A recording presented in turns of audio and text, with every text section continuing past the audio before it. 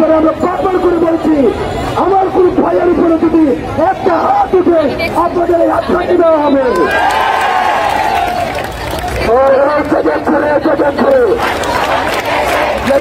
লেগেছে action to action, action to action.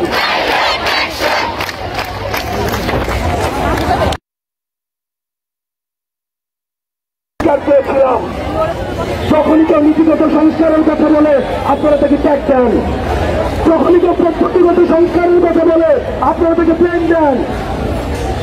আমরা একটি যৌক্তিক দাবিতে আন্দোলন করছি, কিন্তু আপনারা আমাদেরকে ফাইনাল অপোজিশনে দেশটাকে একটা আলাদা করে দিয়ে দিলেন। 1-2% আপনারা রাখছেন কুটাদারি, বাকি 98% আপনারা বানিয়ে দিলেন রাজাকার।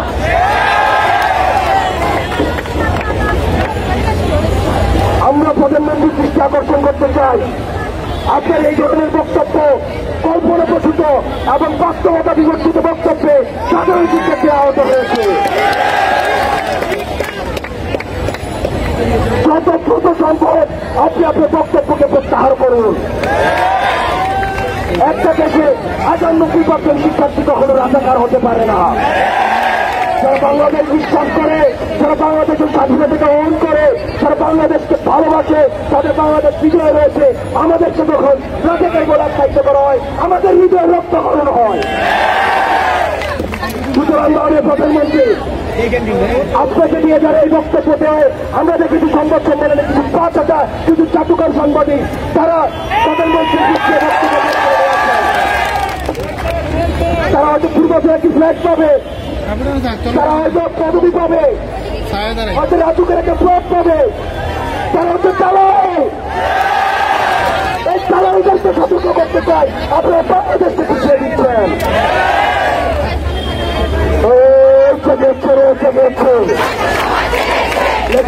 লেগেছে অ্যাকশন টু অ্যাকশন, কোটা নামে ভাগ, কোটা নামে ভাগ। আমাদের ছাত্রলীগের কিছু বন্ধু আমাদের কাছে জানতে চায়, ওরা মেটাফোর মানে বুঝে না, ওরা আইরনি মানে বুঝে না। ওদের পড়াশোনার সাথে ন্যূনতম কোনো সম্পর্ক নেই।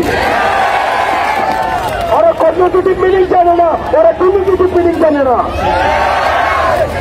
ওরা যখন সুগান দেয়, রক্তের বন্যায় বেঁচে যাবে আর নাই, তখন কি আমরা এটা বুঝাই যে রক্ত দিয়ে বন্ধ করে চলবো? আজকে যখন কুটা বা মেধায় এই স্লোগানটি দিচ্ছে, আমরা বুদ্ধিজীবী ব্যক্তি অনেকে দেখছি যারা বুদ্ধিজীবিতা করে খায়, তারা বলছেন দেশটাকে আমরা বিভাগ করে দিচ্ছি। কিন্তু আমরা স্পষ্ট করে বলতে চাই, এটা সিম্বলিক, একটা মেটাফরিক কননোটেশন। এটা দিয়ে বুঝাচ্ছে কুটা এবং মেধার মধ্যে আমরা মেধাকে প্রাধান্য দিব। কিন্তু আপনারা এটাকে ডিমোক্রেটিক মিনিং এ নিয়ে গিয়েছেন, ডিকশনারি মিনিং এ নিয়ে গিয়েছেন। আপনারা যে ক্রিকেট পর্দা দিয়ে দিয়েছেন, আপনাদের মস্তিষ্ক তো পাথায় থেকে এটা তার প্রমাণ।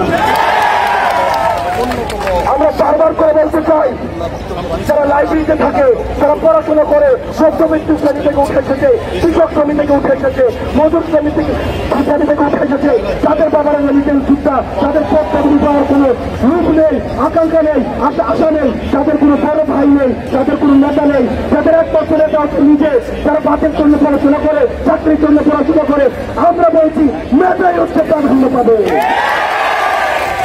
কোটা নামে দা, কোটা নামে দা, কোটা নামে দা, কোটা নামে দা।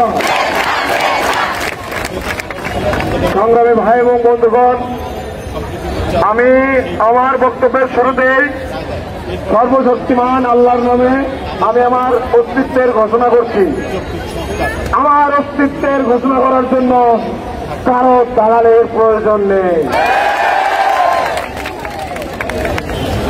আমি এইমাত্র হলপাড়া থেকে মাইক দিয়ে স্লোগান দিয়ে আসলাম, সেখানে একটা অভিজ্ঞতা আমি শেয়ার করি।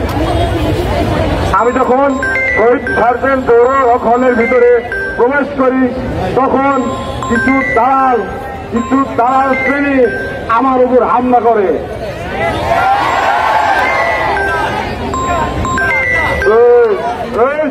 আমি কি ভয় পাইছি? আপনারা ভয় পাইছেন? ওই গায়ে শক্তি আছে, যদি কেউ খেলতে চায় খেলবেন।